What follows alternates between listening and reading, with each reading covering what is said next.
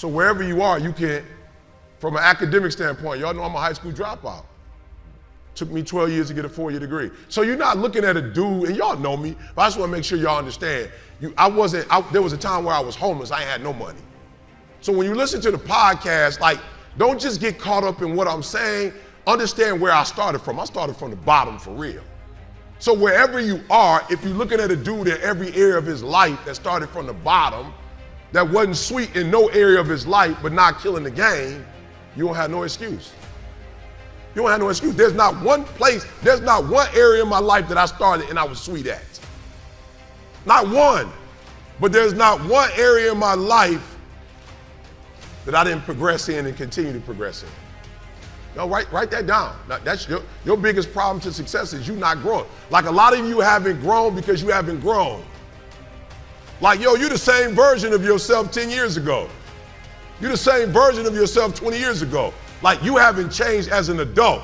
You still on the same stuff. I'm not on the same stuff no more. I've grown. And I'm not telling you I'm grown. My wife will tell you. My kids will tell you. My mother will tell you. Society will tell you from the first video they saw on TGIM to now is different. So the first thing I need you guys to understand is to become a 1%er, you got to become a 1%er. No, people, E.T., I want to be just like you. Oh, you don't want this grind that I got. You don't want this life. You don't want to get up at 3 o'clock in the morning. You don't want to drive an hour and a half to Detroit, fly to Nashville, speak at TSU, drive 2 hours to Huntsville, Alabama A&M, drive to Birmingham, come home, and you got an 8 to 10 hour session with another group. Like, you don't want this life. I'm sorry, you want this life. You don't want this grind. You want this life. You don't want this work. So listen to me very closely. I have what I have because I'm willing to do what others aren't willing to do. Like the average dude, if his wife would have called C, would have been like, yo, why you call my boy? Why you tripping? I wasn't like, why you tripping? I called C and said, what'd she say?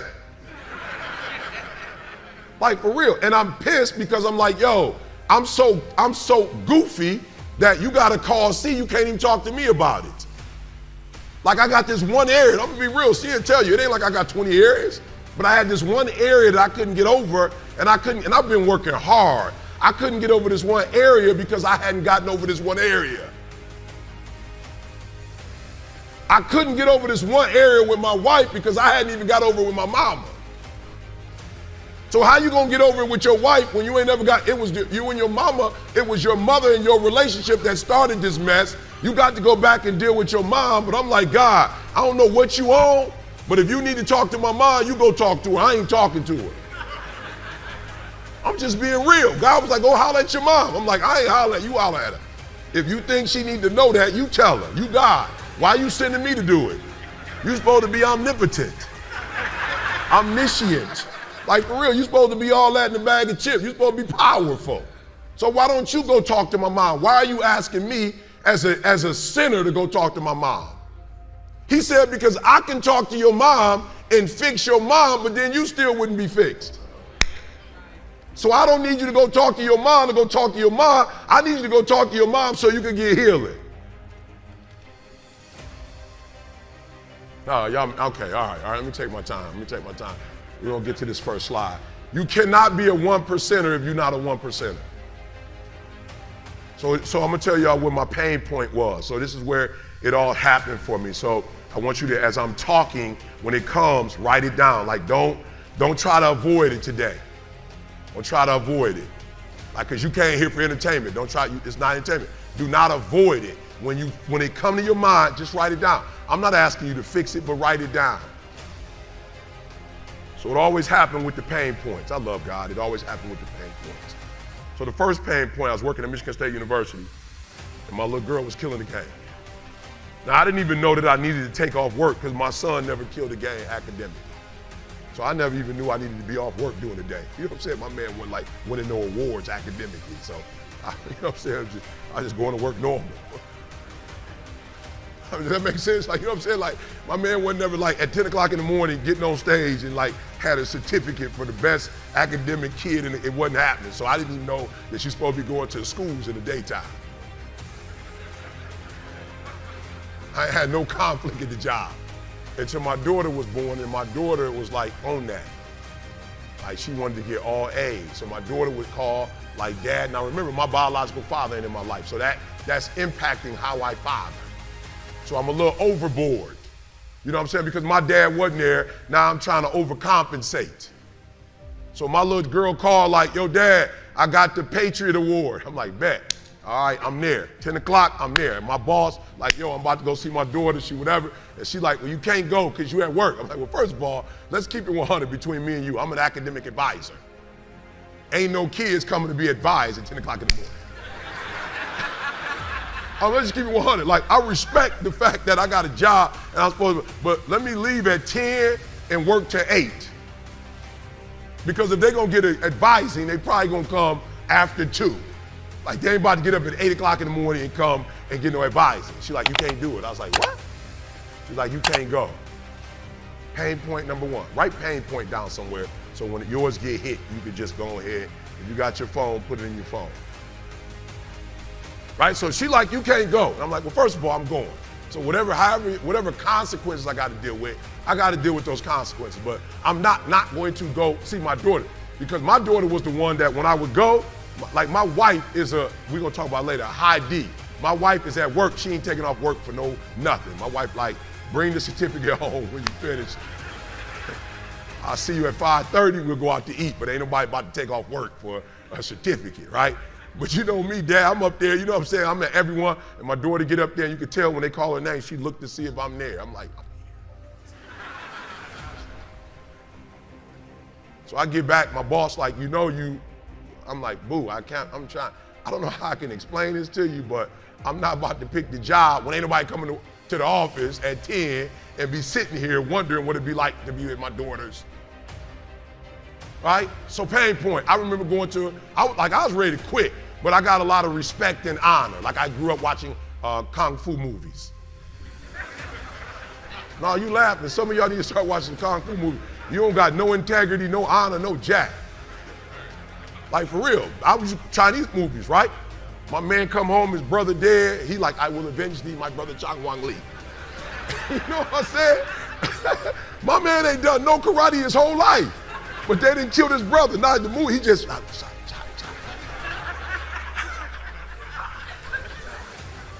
and my man gets strong, he fight a couple people, and then he finally see homeboy to kill his brother. You killed my brother, Chang Wang Li. Right? Mad honor. My man changed his whole swag, his whole life to handle it. So the person that hired me was the VP. So I went to the VP like, yo, bro, I'm out. He was like, where you going? I'm like, bro, she tripped, like, treat me like I'm a kid. Like, I can't do it. I got a daughter. I can't be missing stuff. Like, this is crazy. She don't like the program I'm doing. It's killing the game. I can't do this. He was like, do me a favor. Give it a year. I'm like, flat out. I'm like in prison, 365. Every day I'm marking off. You know what I'm saying? I'm marking that joint off. You know what I'm saying? Like, they move our offices. We get an office down the street. You know, we get all kind of privileges, but she's still like, I could tell she'd been through some stuff and she didn't get over it. And she taking it out on me. So first pain point was like, yo, C, we got to take it to another level. We got to go. We got 365 days. Now between you and me, unless something changed, we're about this joint. But when we leave, we're gonna have to have our papers straight. Like whatever we doing, we're gonna have to be ready. First pain point. That makes sense?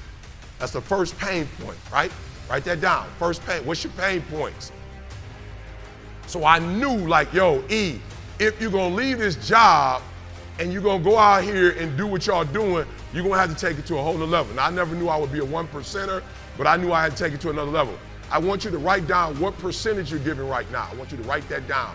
Like, are you giving 70%, 80%, 90%? Right? And then the second pain point was, my wife was like, yo, I ain't gonna lie. Since we've been 18, 19, like, I see you. Like, it's a lot of stuff that you was dealing with. Now, I'm gonna just be real with y'all. Like, I have to explain to people, like, you might look up to me, but I don't look up to you. Like, you might, E.T., human. Like, yo, my father had 5 kids by 5 different women. My uncles, my grandfather, like, ain't nobody make no commitment like that. Wasn't nobody really, like, there for their kids. As much as I preach and speak, I'm still my father's child. I'm still him. Like I'm still fighting every single day not to go back to who I was when I was 16, 17, 18. Like, and don't think because I speak, like don't think because I'm #1 in the world, like I ain't still human. And I ain't still got demons I'm wrestling with and stuff I'm trying to. Are you hearing what I'm telling you? But somebody got to fight these demons. And I can't leave it up to the pastor. Somebody got to fight these demons. And I can't leave it up to my wife. Like some of you are for real. Like you so weak. You got your wife fighting stuff for you that you be fighting yourself. You're weak. You got your counselor talking to you for 5-6 hours. Doggone it, stop paying and go look in the mirror and deal with him. You paying somebody to sit there for 5 hours to talk when you can just go in the mirror and look at yourself and pay yourself. Don't pay yourself and go stare in the mirror and talk to yourself and go back and forth and say, Negro, if you don't become your best person, I promise you, I'll deal with you. For real, you making excuses. You got a counselor, and I'm not mad at the counselor, but you've been in counseling for 2 years and ain't nothing changed. Stop getting the that's not working. Some of y'all praying. Praying is a cop-out. You've been praying for 6 years and you the same husband. It ain't no way you talking to the Creator and He didn't bless you when you still the same. It's not possible. So if you pray, it's just like a formality. It ain't no way you talking to the Creator that has all power and you the exact same. That's not possible. So my wife like, yo, this arguing thing is killing me. And this is why it was bad. Because we'd go 6 months, right? 6 months straight, nothing. And then we'd argue, and it would seem like I gained 80 yards and then I fumbled on the 2-yard line. You might be like, he killing the game. But I was like 6 months good, 8 months good, fumble. I'm like, dog, I done lost the ball on some dumb stuff. Like we was having a basic conversation, and then boom, I was exploded. And I was like, E, you gotta fix that. So I was like, you know what? I'm about to go 1%, like I'm going all out, right? So write that area down where you know you ain't go all out. I'm like, yo, I ain't really going out. Like, I listen to me, I'm telling y'all the truth, listen to me. I put in work in my marriage. I put in work.